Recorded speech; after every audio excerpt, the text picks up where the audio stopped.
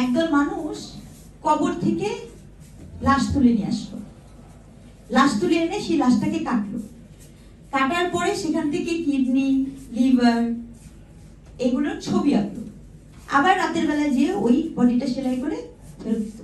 তখন আশেপাশের মানুষ যখন জানলো তখন তারা মনে করলো যে এরা হলো বিকৃতদেরকে মারতে হবে।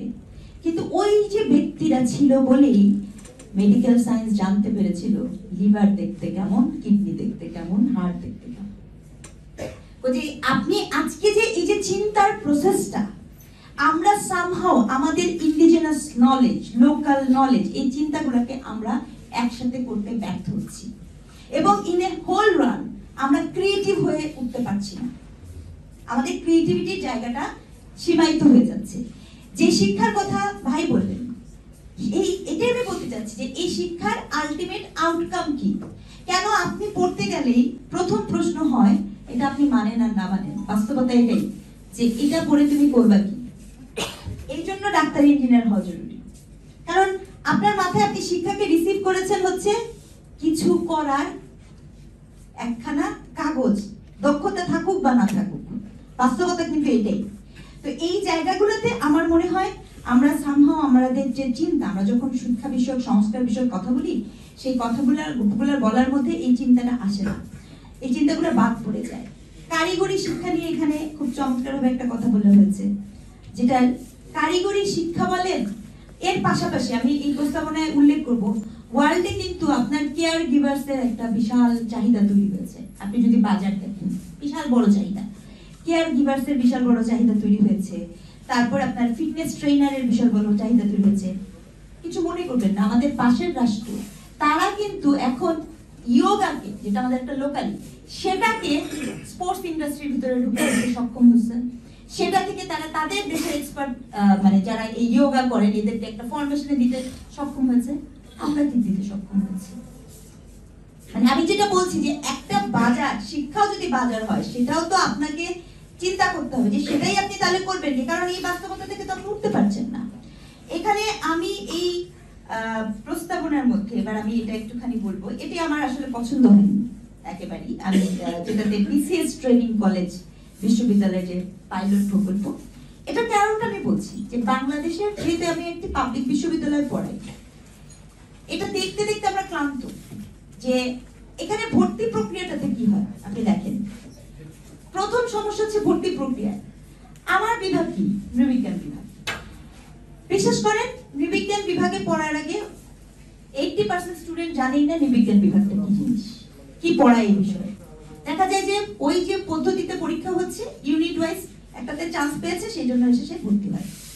ফিলোসফিতে যে পড়বে, তার ফিলোসফি পড়ার কোনো ইচ্ছা নেই। বাংলাদেশের মানুষের ধারণা হচ্ছে ফিলোসফি হচ্ছে ভীষণ রকম মানে আন্ডারগ্রেডেড একটা সাবজেক্ট, যে কোনো কাজ পারে না সে যায় ফিলোসফিতে পড়তে হয়। whereas philosophy is the mother science of all science. কেন বাংলাদেশের মানুষ এভাবে ভাবছে? ভাবার কারণ হচ্ছে ওই সার্টিফিকেট বিক্রি করবেন কোথায়, তারা ওখানে পড়ে করবে কি। তাহলে এই যে চিন্তাটা, আমি তো মনে করি প্রাথমিক না, শুধু বিশ্ববিদ্যালয়ে আপনি কোন সাবজেক্টে পড়বেন সেটার ভর্তি প্রক্রিয়া নিয়ে আমাদের রিগোরাসলি ভাবতে হবে। কারণ এই ভর্তি পরীক্ষায় আপনি যে বিষয় পড়তে চান, যে বিভাগ যে বিষয় পড়তে চায়, তার আগ্রহটা গুরুত্বপূর্ণ। যেটা বললাম যে এডুকেশন পুরোপুরি একটা ব্যবসা পণ্যতে পরিণত হয়েছে। I am very sorry to say, শিক্ষা এখানে ব্যবসা। আমরা যখনই এই শিক্ষানীতিতে আলোচনা করেছি, আমাদের ওই যে কোড অ্যান্ড কোড বাজারি চাহিদা, নিজেদের সক্ষমতা, আমরা সেখানেই সীমাবদ্ধ থাকতে স্বাচ্ছন্দ্য বোধ করেছি। বুর্দু, পিয়েরে বুর্দু বলেছিলেন যে ইভেন ম্যাক্স ওয়েবারও, যে এই যে আমি আপনি পড়ি, এই সার্টিফিকেট যে বাজারে বিক্রি হয়, যেই সার্টিফিকেট যত দরে বিক্রি হয়, সেই সার্টিফিকেট সেই ব্যক্তির সোশ্যাল স্ট্যাটাস তত উঠে। যেই সার্টিফিকেটে বিক্রি হয় না, সেই সার্টিফিকেট সোশ্যাল স্ট্যাটাস উঠে না, সেই সার্টিফিকেটের কোনো মূল্যায়ন তৈরি হয় না। তাহলে এই যে একটা প্রকল্পের মধ্যে, প্রজেকশনের মধ্যে আছি, এখন ওয়ার্ল্ডে স্টেম শিক্ষা চলছে, স্টেম সফট স্কিল নিয়ে কথা বলা হচ্ছে।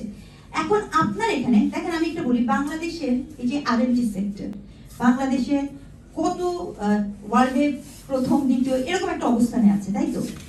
এতদিন ধরে আছে। বাংলাদেশের কটা বিশ্ববিদ্যালয়ে গ্রাফিক্স, ফ্যাশন ডিজাইনের কোর্স পড়ানো হয়? কয়টা কয়টা পাবলিক বিশ্ববিদ্যালয় আছে? একটাও না। আপনি কোনোদিন ভাবছেন যে আমার ডিজাইনার তৈরি করতে হবে? কারণ আপনি মনে করছেন যে কেবল এবং কেবলমাত্র ওই সস্তা শ্রম দিয়ে যেহেতু আপনি বাজারটা দখল করেছেন, তার পরিণতি কি হয়েছে? তার পরিণতি কি হয়েছে? বাংলাদেশ আজকে বিনিয়োগ বোর্ড, যদি আমি এবার পুঁজিপতিদের জায়গা থেকেও বলি, আপনি বলেন তো এত এত ফ্যাশন ডিজাইনার ওয়ার্ল্ডে অনুষ্ঠান হয়, বাংলাদেশে হয়? কেন হয় না? যদি এরকম ফ্যাশন ডিজাইনের অনুষ্ঠানটাও যদি বাংলাদেশে হতো, তাহলে কি আমার কর্মসংস্থান হতো না? তাহলে কি আমার দেশের রিপ্রেজেন্টেশন হতো না? তাহলে কি আমার আরো বেশি বাজার পাওয়ার সম্ভাবনা তৈরি হতো না? হয়নি কেন? কোন এক অদ্ভুত কারণে আমরা কখনো এই ব্যারিয়ারটাকে ব্রেক করছি না। আর এই ব্যারিয়ারটাকে যদি আপনি ব্রেক না করেন, তাহলে যত যাই বলেন শিক্ষার এই গল্পগুলো এরকম হবে না।